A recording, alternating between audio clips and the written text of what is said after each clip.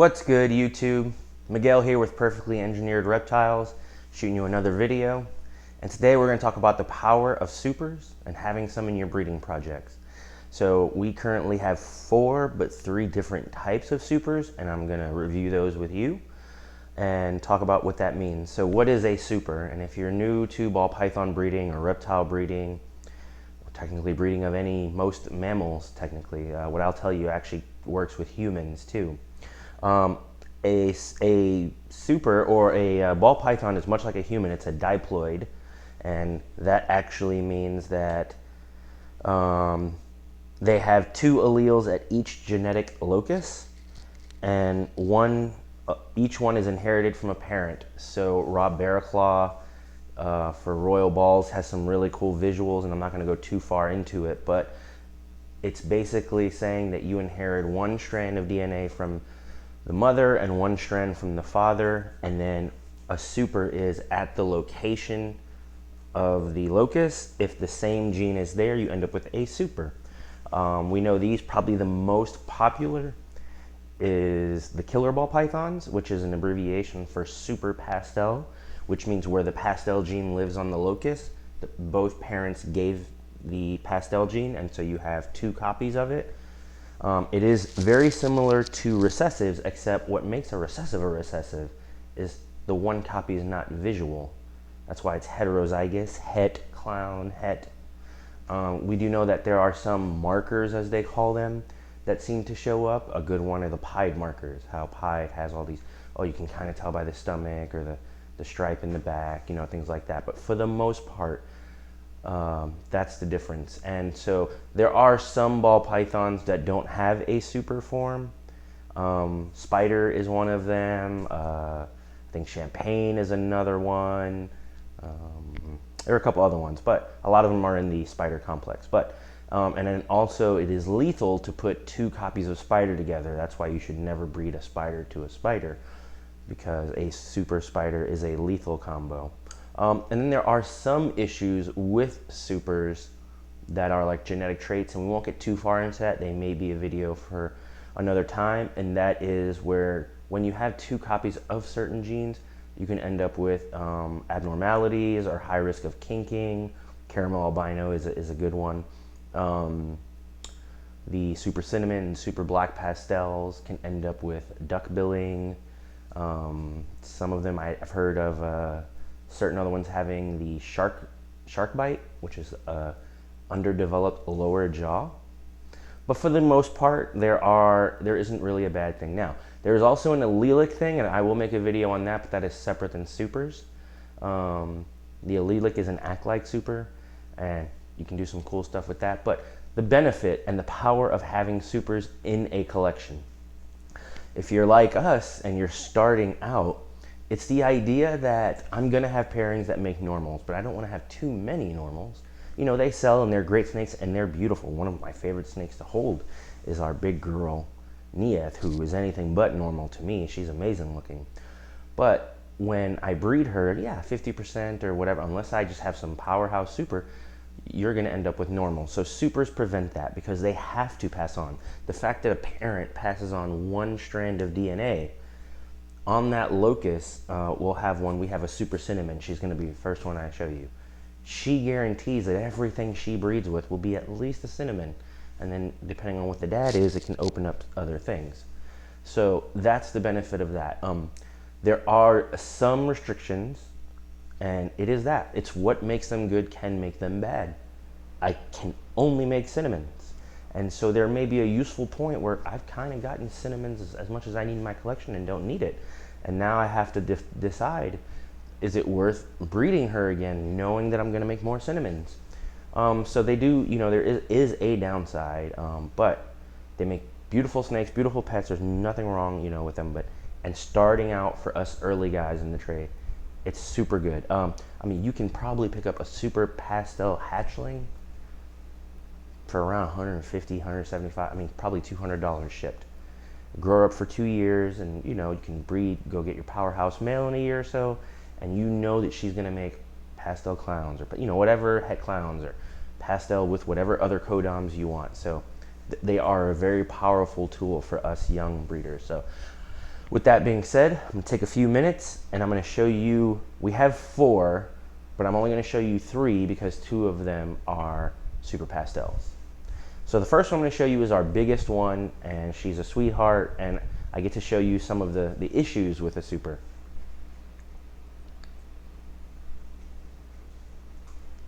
So this girl right here, I think she's been on a video before, is our super cinnamon.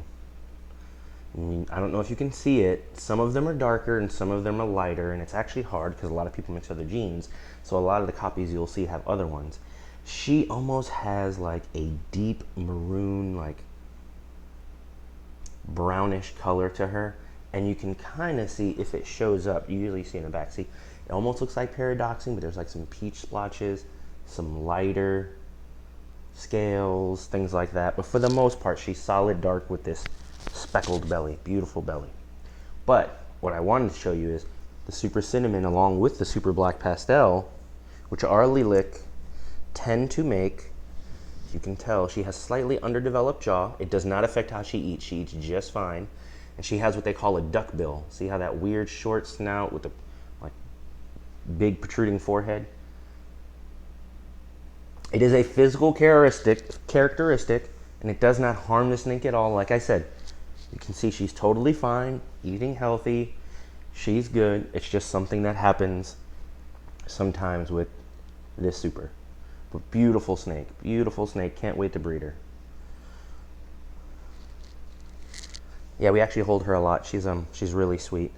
We got her, she's our live eater, and we got her from a local person here who only did frozen thawed and could not get her to switch. And you know, we were lucky enough to be able to get her. All right, so the next one I'm going to show you, she has a bunch of other genes, but it is a super. And so this one, going with the names, is a killer Calendar orange dream. And so what that is 2 copies of the pastel, a calico, a spider, and an orange dream. So Amber saw this snake and instantly fell in love with it, and we had to get it. She is, as you know, my first snake was also a spider. We really do like the gene. She's got a little bit of stuck shed on her that we're gonna work on peeling off, but she has 2 copies of pastel, and you can really see it in her head if she decides to cooperate. And you're gonna see that weird flappy piece of skin that we're gonna take off right after this video. But you can see that light and all this white. That's a lot of the calico and the spider. If you know that a spider has some white and then calico actually does it. And then the orange dream is doing all this orange surrounding the stripes. Looks real good. It's gonna be real curious to see how she ages and what she ends up being like, and with that weird piece of skin right there. But she's a 5 gene female, so gonna make some beautiful hets with her. Definitely gonna go into our mahoganies and maybe super ODs. We got the super OD, we got the OD het clown, and you know, so really looking forward to growing her up. Another sweetheart, just from day one, right when we got her. She's never attempted to strike. She doesn't even seem to be that head shy. Just a sweet, sweet girl. Great pickup by Amber. But 2 copies of pastel. So at the very least, she's gonna pass on pastel. All right, and the last one is a kind of a unique one because it is often thought of as a separate but same gene, and there are lots of these. This particular one is sulfur. Sulfur is a different line of fire, and the way that we know that they're different is the super form. If you pause this video right now or look on your phone and you look up Morph Market, you're gonna see that super fires are mostly white with some yellow. And the sulfur looks very similar, as you can see in this girl, with the exception that a super sulfur has dots. And I don't know if you can see her dots, but she's got dots. And that's the sulfur. Another really sweet girl. And you can see she is mostly white, and her scales with that white, it's so white. It's not that it's scaleless, but even the way her skin wrinkles, maybe because it's all white, it looks different. And we really want to get this girl under a black light because she has potential to be other genes, but you can't pick it up on the camera, I'm sure. But there's almost these different colored white scales along her belly. So we are curious as to what she would look like under a black light if we'd see some pattern. But super sulfur. So single copy, it looks just like fire. Matter of fact, it would not be a good idea for me to breed her to a fire because much like some of the other ones, I wouldn't be able to identify which ones were fire and sulfur. Single copy, they look the same. You really can't tell a difference until the super. So that is our super sulfur. Now we've got some future ones coming down the pike, and we have some that we can definitely create later on. We can actually, and as you guys know, we are shooting for the Suma, which is our biggest super that we can't wait to produce, and the chances are that our first Suma will actually be an albino Suma. But we also want to make some of the other ones. I would like to make a super vanilla. I'm a big fan of the vanilla gene. It's not one of the most drastic looking snakes, but I think it's very unique. So we're going to have that one. Some of the other ones we are going to have are bells. Our boy Falcor, who is the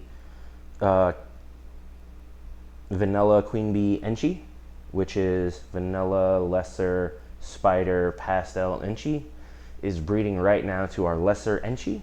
So we'll be able to make super enchis and super lessers, which hopefully not in the same snake. A super lesser is in the blue-eyed leucistic complex and will be an all-white snake with bright blue eyes. I want one, and I'd like it to be female, but I'll take a male, you know. But hopefully we also get a super enchi, so that would be a pretty cool thing because everybody knows enchi goes well with so many things, Orange Dream and clowns. We're going to put in some of our Desert Ghost stuff, so that's pretty hot. Another one is going to be Orange Dream. Amber loves the effect that Orange Dream has, and we would like to make a super high intensity Orange Dream. So that's also another one we're going to be looking at. And then some of those other like dark morphs, you know, super GHIs. So definitely have some working down the pike. Excited to take you guys on that journey as we watch these beautiful, beautiful creatures grow up. Look at her, she's just, I'm so entranced by her skin. Like she just looks so beautiful. Every time I pick her up, I think that. Look at that. Those black, black eyes. How can you not love these? Anyway, I've rambled on long enough, guys. Tell me some of the supers that you have in your comments, in the comments below. And if you haven't liked, shared, and subscribed, please do so. And then also follow us on Instagram at perfectly_engineered_reptiles. And as always, keep tipping away at that savings and get more snakes. At least that's what we're doing. Have a good one, guys.